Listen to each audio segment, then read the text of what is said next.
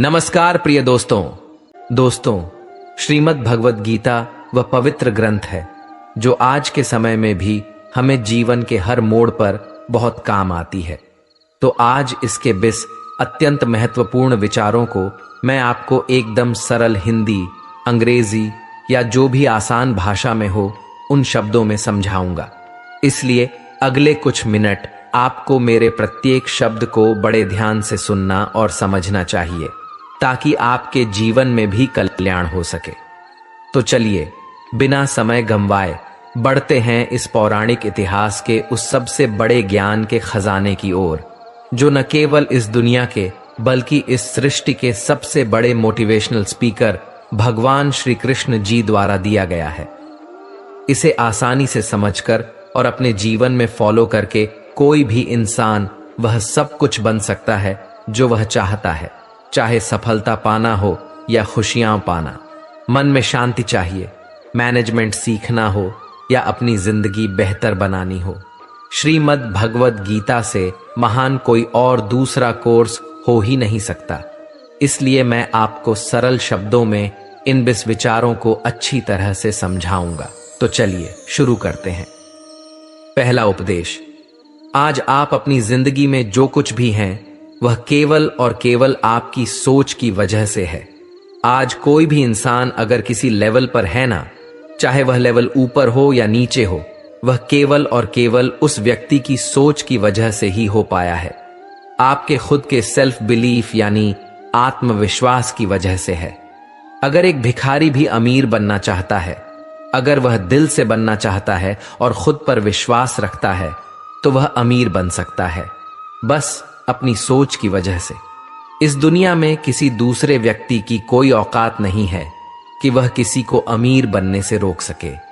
वहीं इसके विपरीत यदि कोई अमीर बर्बाद होना चाहता है ना, तो वह भी आसान है, बस वह अपनी इच्छा शक्ति को कमजोर कर ले। अगर कोई क्रिकेट का भगवान कहलाता है तो वह केवल और केवल उसकी सोच की वजह से है। अगर कोई एथलीट गोल्ड मेडल अपने देश के लिए लेकर आता है तो वह केवल और केवल उसकी स्ट्रॉन्ग विल पावर की वजह से होता है। किसी भी लक्ष्य को वास्तव में हासिल करने में यानी अपनी आंखों से खुद को सफल होते हुए देखने में काफी समय लग सकता है। हो सकता है 5 साल लग जाए या 30 साल, यहां तक कि अपनी पूरी उम्र भी लग जाए। लेकिन जितने साल तक आप अपने मार्ग से नहीं भटकते तो वो केवल और केवल आपकी सोच की वजह से ही वह संभव होता है। अगर आपने अपने मन में ही किसी लक्ष्य को पहले ही जीत लिया है और सोचते हैं कि मैं इसे जीतूंगा ही या मैंने इसे जीत लिया है, तो उस लक्ष्य को हकीकत में जीतना मात्र एक औपचारिकता बन जाती है। हमें बस अपने कर्म को करते जाना चाहिए और उसके फल की चिंता नहीं करनी चाहिए। कर्मों के फल तो ईश्वर देते हैं। दूसरा उपदेश, इस दुनिया में जब भी कोई मनुष्य महान बनकर कुछ करता है तो बाकी दुनिया भी वैसा ही करने लग जाती है। अब इस विचार को आज के परिवेश में देखते हैं। आजकल हम देखते हैं कि जब कोई फिल्म का हीरो किसी नए डांस स्टेप्स के साथ आता है या किसी एक नए ही अलग स्वैग में आता है तो वह ट्रेंडिंग में आ जाता है और हर कोई उसकी कॉपी करने में लग जाता है और वही ट्रेंड बन जाता है। और आश्चर्य की बात यह है कि ऐसी ही बातें श्री कृष्ण ने महाभारत में अर्जुन से कही थीं, जो हजारों साल पुरानी हैं। श्री कृष्ण ने अर्जुन से कहा था कि हे अर्जुन, अगर तू लड़ाई नहीं करेगा, अपना कर्म नहीं करेगा, तो हर कोई तेरी बुराई करेगा और तेरे वंश को गालियां देगा कि अर्जुन कितना कायर था। लेकिन अगर तू युद्ध करके जीत जाएगा ना, तो आने वाली दुनिया में तू एक उदाहरण बन जाएगा। यह उदाहरण होगा कि धर्म की अधर्म पर जीत सदैव होती है और अर्जुन की बहुत तारीफें होंगी। तेरी आने वाली पीढ़ियां भी तेरी तरह ही करने की कोशिश करेंगी। भगवान श्री कृष्ण के इस वाक्य में एक और गहरा अर्थ छिपा है। ध्यान से सुनिएगा। अगर आज आप अपनी जिंदगी में किसी ऐसे स्तर पर हैं जिस पर जाना किसी सामान्य इंसान के लिए आसान नहीं है, तो आपको अपने उस उच्च स्तर से इस दुनिया में एक ऐसा उदाहरण स्थापित करना होगा जिससे सबकी भलाई हो सके। और सबको सही मार्ग दिखा सके। तीसरा उपदेश, खुश रहना या दुखी रहना आपकी खुद की मानसिक स्थिति होती है और इसका बाहरी दुनिया से कोई लेना देना नहीं है। आप खुशी और दुख को दो कुएं की तरह मान लीजिए और अब आपका निर्णय है कि आप किस कुएं में रहना चाहते हैं।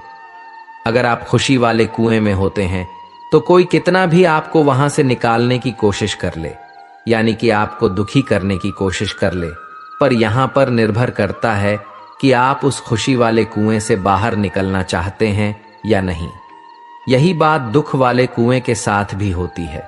अगर आप दुख वाले कुएं में अफसोस करके बैठे हैं और आपने मान लिया है कि आपको तो दुखी ही रहना है, तो इस दुनिया का सबसे बड़ा मोटिवेशनल स्पीकर यानी श्री कृष्ण जी भी आपको मुस्कुराहट नहीं दे सकते।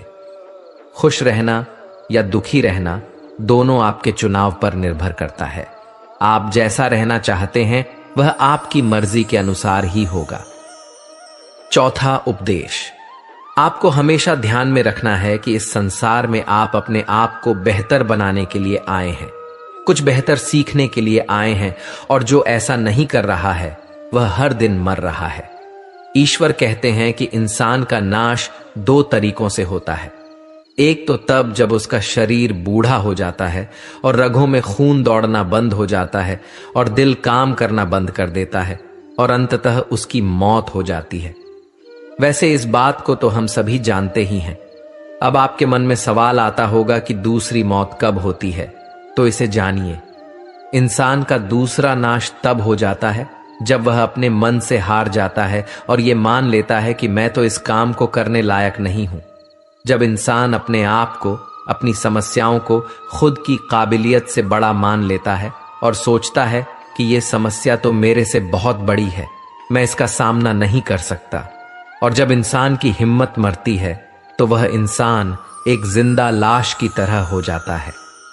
पांचवां उपदेश, इस दुनिया में हर वह चीज जिसकी शुरुआत होती है उसका कभी ना कभी अंत अवश्य होता है, और जब किसी भी चीज का अंत होता है तो ठीक वहीं पर एक नई शुरुआत भी हो जाती है, और यह चक्र ऐसे ही कई अनंत सदियों तक चलता रहता है और ऐसे ही चलता आया है और आगे भी ऐसे ही चलता ही रहेगा। जब तक यह कायनात रहेगी तब तक यह चक्र ऐसे ही चलता रहेगा। चक्र होते ही ऐसी चीजें हैं जो कभी खत्म ही नहीं हो सकती। आप थोड़े समय के लिए खुश रहोगे, उसके बाद थोड़ा दुख मिलना शुरू हो जाएगा और फिर कुछ दिनों के बाद आप पूरी तरह से दुखी हो जाओगे। फिर आपके पास कहीं से थोड़ी सी उम्मीद की किरण आएगी और आपको अच्छा लगने लगेगा, और आपको ये लगने लगेगा कि आपका अच्छा वक्त आ रहा है और आपको सुख मिल रहा है। एक समय आने पर आपको वह खुशी भी एक चरम पर होगी, लेकिन दोस्तों वहां भी आप कुछ पल के लिए रुकेंगे। पहाड़ की चोटी पर जाने के बाद वहां से केवल नीचे आने का ही रास्ता बचता है और आपके सुख कम होने लगते हैं। फिर आप नीचे आएंगे, फिर आप ऊपर चढ़ेंगे। हर वह चीज जिसकी शुरुआत होती है उसका अंत होना तो निश्चित है, चाहे वह हमारा शरीर ही क्यों ना हो। हर वह चीज जिसका अंत होता है उसकी कभी ना कभी शुरुआत अवश्य होती है। इसलिए सुख और दुख की फीलिंग वाले चक्कर में नहीं फंसना चाहिए और हमेशा शांत रहने की कोशिश करनी चाहिए। चाहे कितना भी दुख आपके जीवन में क्यों ना आए, हमेशा शांत रहिए। छठा उपदेश, गुस्सा या एंगर, लालच या ग्रीड और वासना या डिजायर, ये तीनों नरक के दरवाजे होते हैं। अब ये डिजायर या वासना क्या है? बिना किसी मकसद के तो हम जिंदगी जी नहीं सकते, और मकसद पूरा करने के लिए हमारे मन में डिजायर का होना बहुत ही आवश्यक है। लेकिन जब वह मकसद केवल और केवल खुद के लिए हो और आपको इससे कोई फर्क नहीं पड़ता कि आपकी डिजायर की वजह से सामने वाले का कितना नुकसान हो रहा है, तो फिर वह डिजायर बहुत दुख देने वाली बन जाती है, क्योंकि कभी न कभी उसके गलत परिणामों से आपको सामना करना ही पड़ेगा। सातवां उपदेश, अच्छाई और सच्चाई को न तो कभी हराया जा सकता है और न ही कभी छुपाया जा सकता है। इसलिए सच कहने से और अच्छे कर्म करने से कभी भी नहीं डरना चाहिए।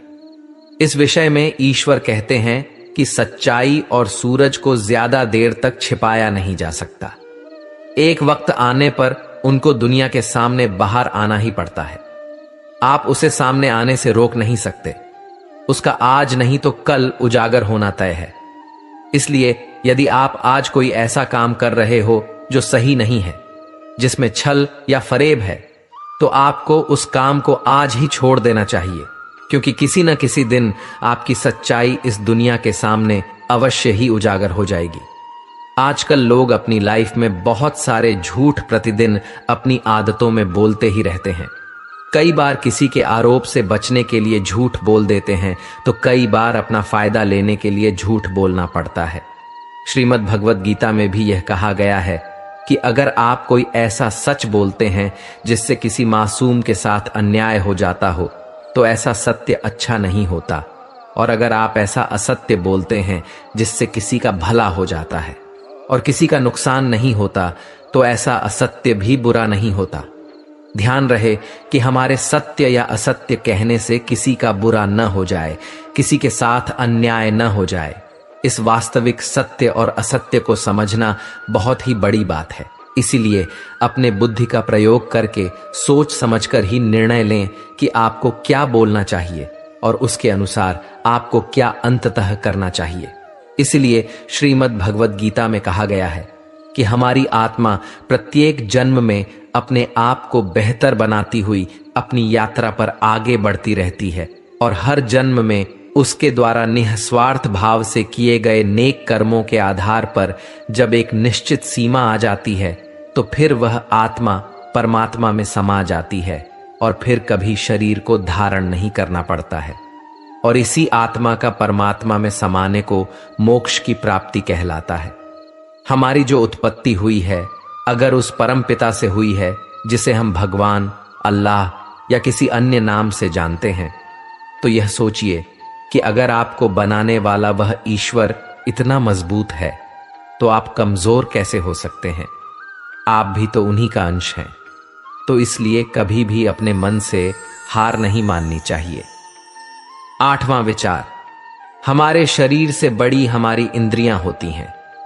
हमारी इंद्रियों से बड़े हमारे विचार होते हैं।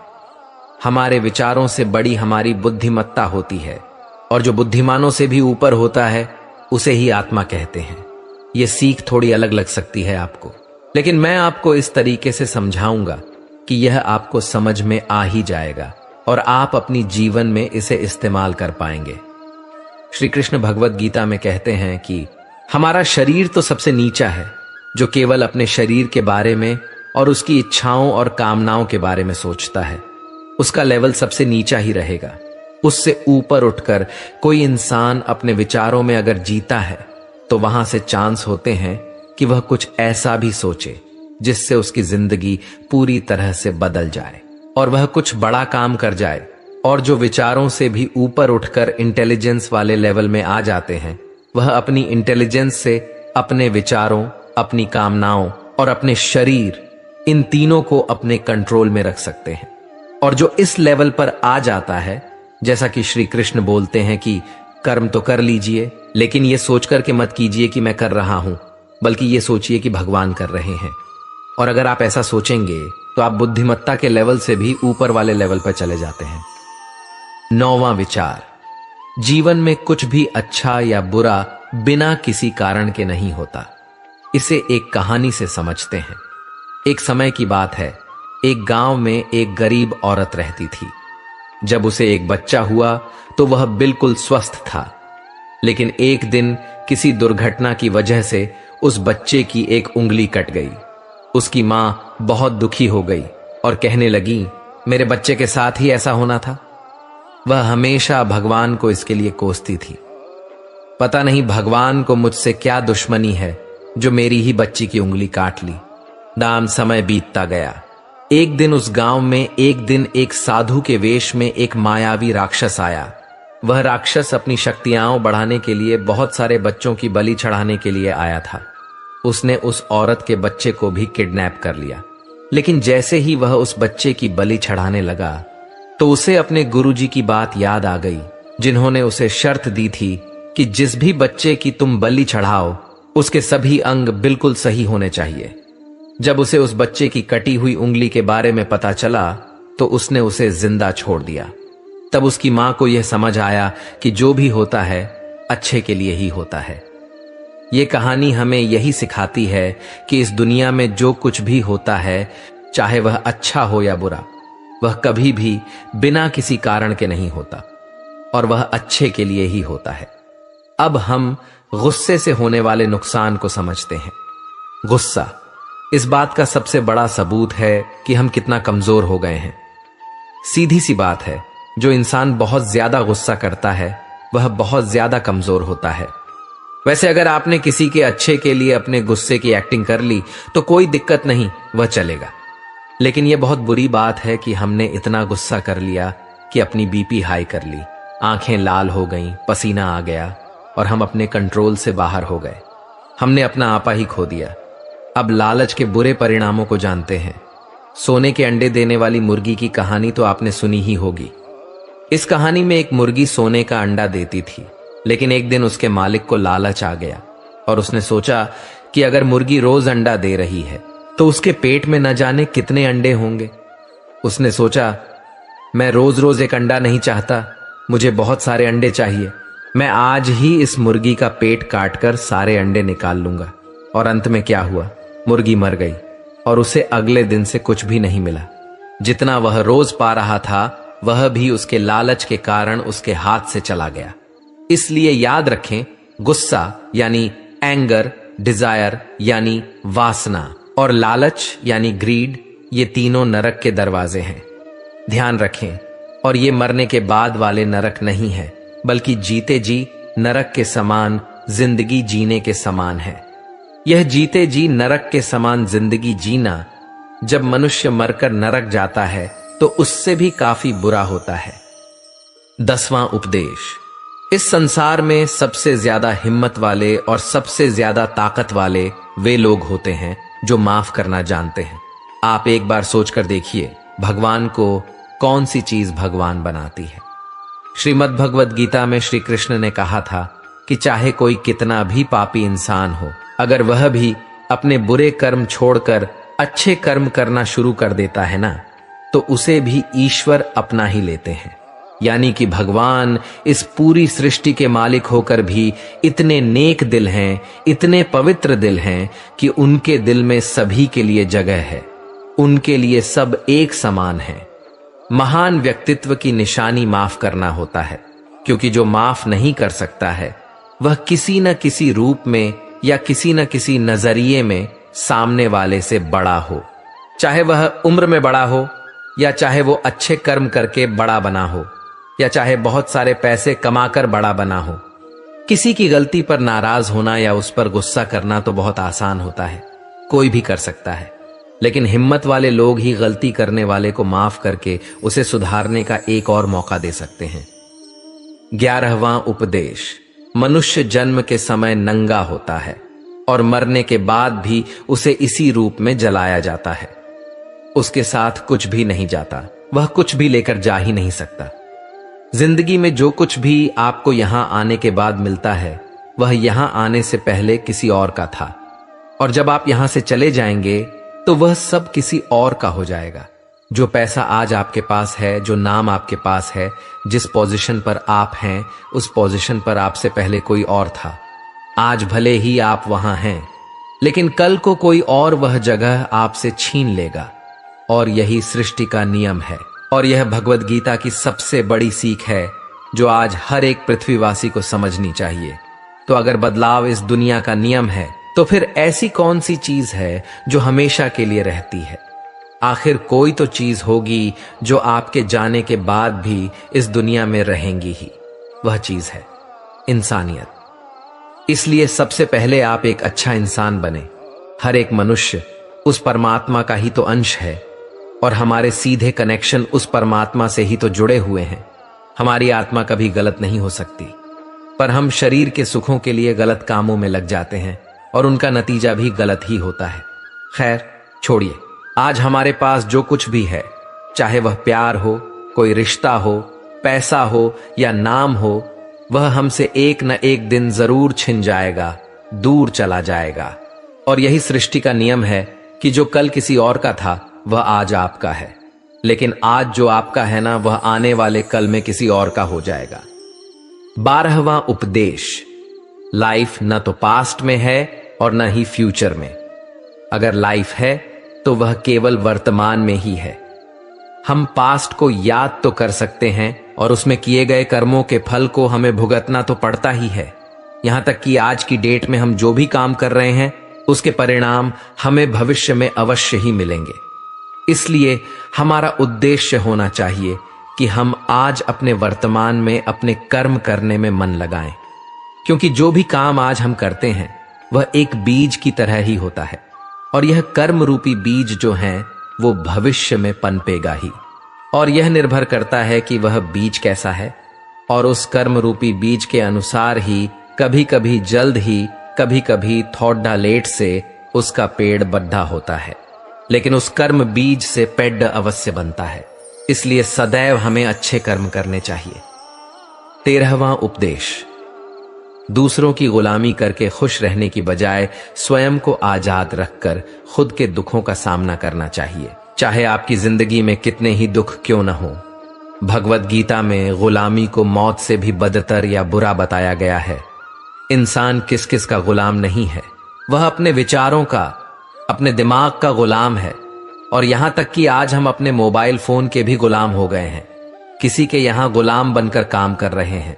दूसरों का साथ लेना और दूसरों का गुलाम बनना, इन दोनों के बीच एक पतली सी रेखा है, और इस रेखा के उस पार अगर आप चले गए तो समझो आप किसी के गुलाम बन गए। और वो रेखा है सेल्फ रिस्पेक्ट की, यानी कि आत्मसम्मान की। जब तक इंसान अपनी सेल्फ रिस्पेक्ट यानी आत्मसम्मान के दायरे में काम करता है तब तक वह आजाद बना रहता है, लेकिन जैसे ही वह किसी के सामने इतना गिर जाता है कि उसका आत्मसम्मान समाप्त होने लगता है, तब उसकी जिंदगी में समस्याएं आने लगती हैं और वह गुलाम बन जाता है। इसलिए दूसरों की गुलामी में खुश रहने से बेहतर है कि आजाद रहकर खुद की समस्याओं का सामना किया जाए। 14वां उपदेश, आप हर काम करने के लिए स्वतंत्र हैं, लेकिन आपको कभी भी खुद को उस काम में मिलने वाली हार या जीत से बांधकर नहीं रखना चाहिए। यह एकमात्र ऐसी चीज है जिसे अगर इंसान समझ ले तो उसके सारे दुखों का अंत हो जाता है और वह बिना मार्ग भटके हुए मेहनत कर सकता है। और इस दुनिया में ऐसी कोई मंजिल नहीं बचेगी जिसे वह फिर हासिल न कर सके। और सबसे शानदार बात यह होगी कि बहुत कुछ प्राप्त करने के बाद भी उसे कभी घमंड नहीं होगा। आपका कभी भी किसी काम को करने का उद्देश्य यह नहीं होना चाहिए कि अगर मैं यह काम कर लूंगा तो मुझे यह फल मिलेगा। ज्यादातर लोग यह सोचते हैं कि हम मेहनत तो करते हैं, लेकिन उस मेहनत से ज्यादा हमारे मन में किसी चीज को पाने की कामना होती है। हम हर वक्त यह सोचते रहते हैं कि मैं इतनी ज्यादा मेहनत कर रहा हूं तो मुझे तो सफलता मिलेगी ही मिलेगी, मुझे सफलता मिलने ही चाहिए। हमारी उम्मीदें इतनी ज्यादा हो जाती हैं कि हमारी मेहनत ही कम पड़ने लग जाती है। लेकिन अगर आप अपने काम में सफल नहीं हो पाते तो एक बात आपको अवश्य याद रखनी चाहिए कि अगर आप इस काम में सफल नहीं हुए हैं तो कोई ना कोई और इस काम में सफल अवश्य हुआ होगा, क्योंकि उसने आपसे ज्यादा मेहनत की होगी। और अगर वह सफलता उसे न मिलकर आपको मिल जाती तो उसके साथ अन्याय हो जाता, क्योंकि उसने आपसे ज्यादा मेहनत की है, क्योंकि उसके कर्म आपसे ज्यादा संघर्षशील रहे हैं। और जिस दिन आपके कर्म सबसे ज्यादा संघर्षशील बन जाते हैं उस दिन आपको भी सफलता अवश्य ही मिल जाएगी। श्रीमद् भगवत गीता में श्री कृष्ण अर्जुन से कहते हैं कि हे अर्जुन, तुम अपने कर्म के फल की चिंता करना छोड़ दो।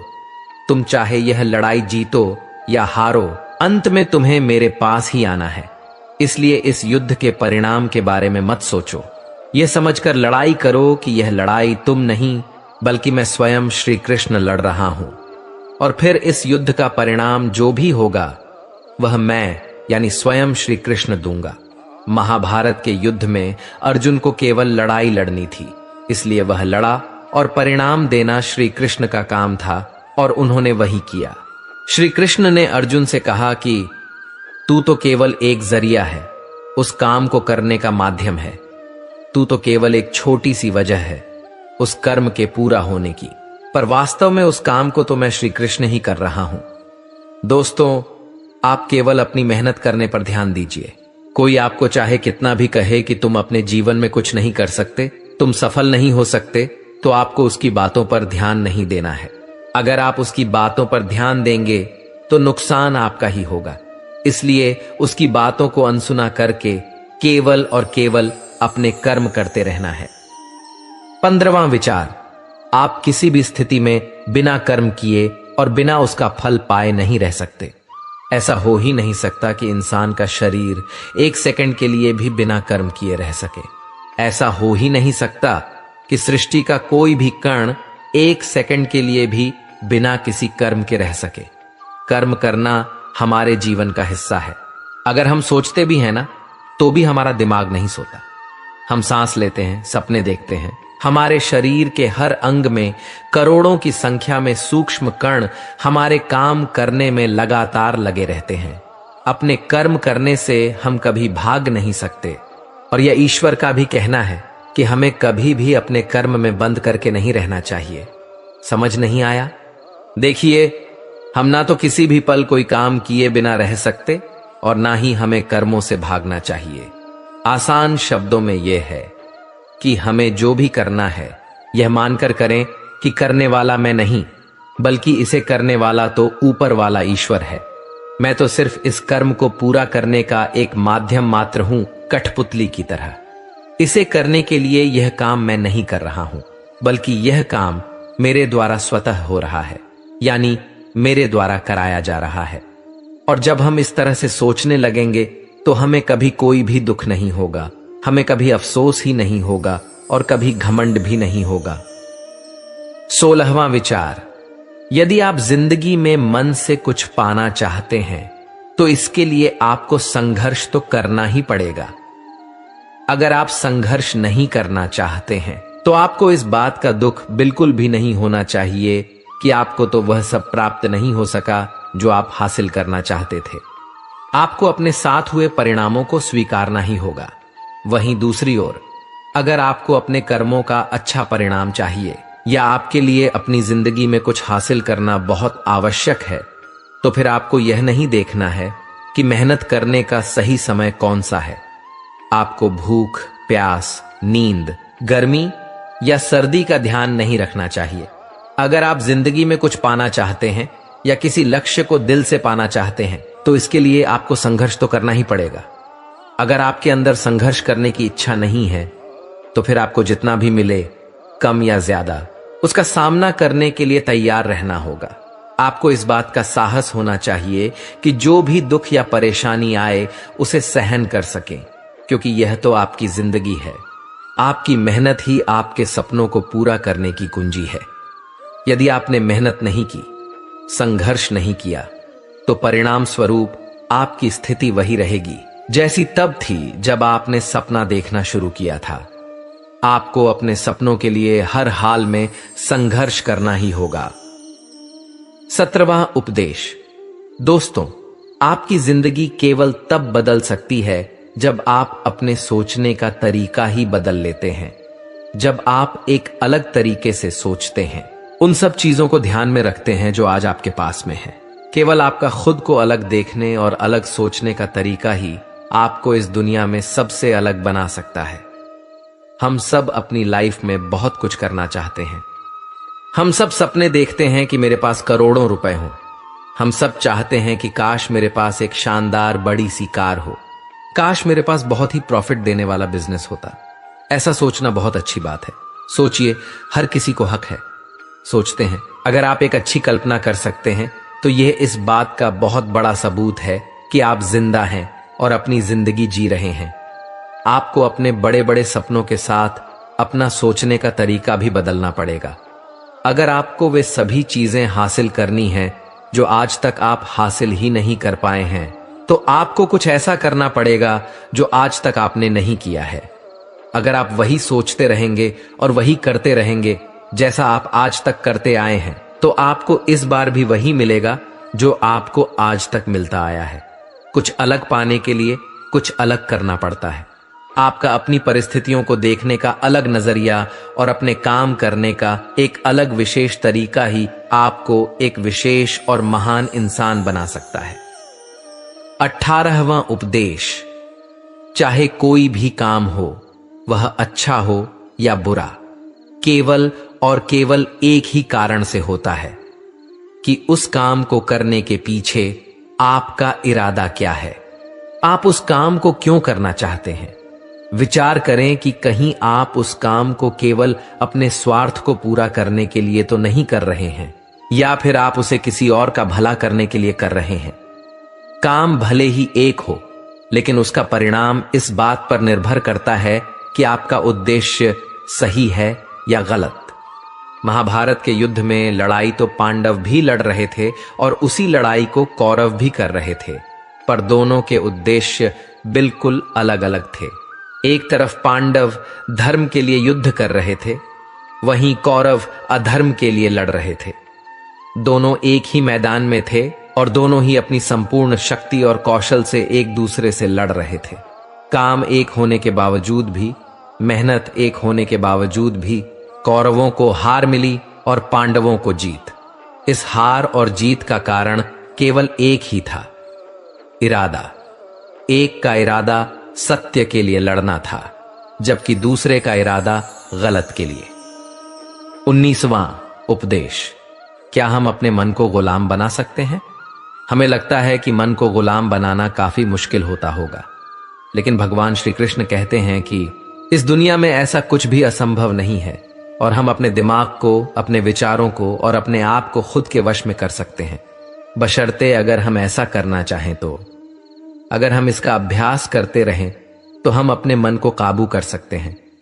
जब श्री कृष्ण अर्जुन से कहते हैं कि हे अर्जुन, तुझे अपने मन को काबू में रखकर अभी केवल और केवल अपने युद्ध पर ध्यान देना चाहिए, तो अर्जुन इस पर सवाल करते हैं, हे कृष्ण, आपने तो कह तो दिया कि यह मन हर बीमारी और सभी दुखों की जड़ है, पर ऐसा तो हो ही नहीं सकता कि इंसान अपने मन को पूरी तरह से अपने काबू में कर ले।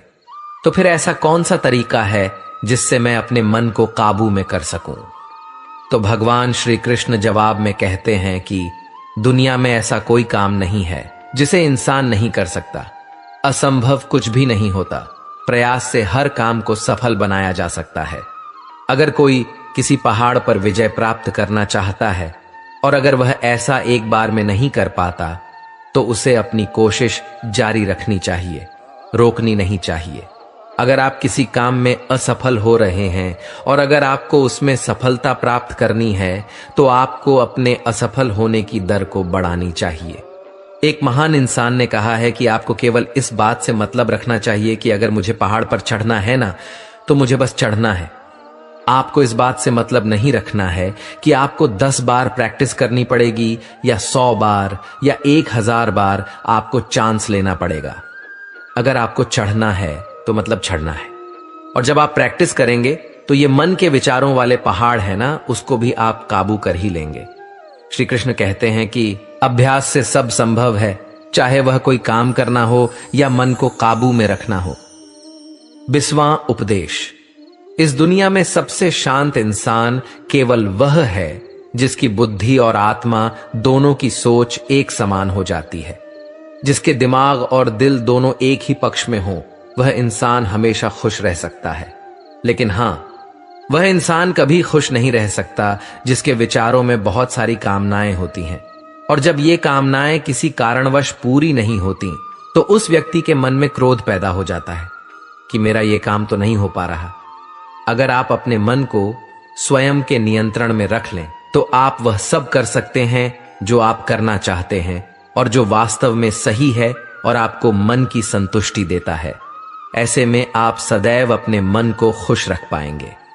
हमारा मन अगर अशांत रहता है, तो इसका सबसे बड़ा कारण यह है कि हम बहुत सारी इच्छाओं के पूरे होने की शर्त पर अपनी खुशियों को बांध कर रखते हैं। हमारी यह सोच होती है कि जब हमारी इच्छाएं पूरी होंगी तभी हम खुश हो पाएंगे। अगर हमारे मन में यह सवाल है कि खुशियां क्या हैं, तो इसका जवाब होना चाहिए कि खुशियां केवल हमारी मानसिक अवस्था होती हैं। इसलिए ही तो भगवत गीता में कहा गया है, कि जो आपका मन करे वही कीजिए। अगर आपका मन करता है कि आप खुले आसमान में उड़ान भरें तो उड़ान भरिए ना। अपने मन में आने वाले विचारों को दिल से एक होने दीजिए, उन्हें कभी भी बंधनों में मत बांधिए। दोस्तों, अगर इस वीडियो से आपने कुछ भी सीखा हो तो इस वीडियो को एक लाइक कर दीजिए और इस चैनल को सब्सक्राइब कर दीजिए और कमेंट में जय श्री राधे कृष्ण अवश्य लिखिए। आपका भला हो। धन्यवाद।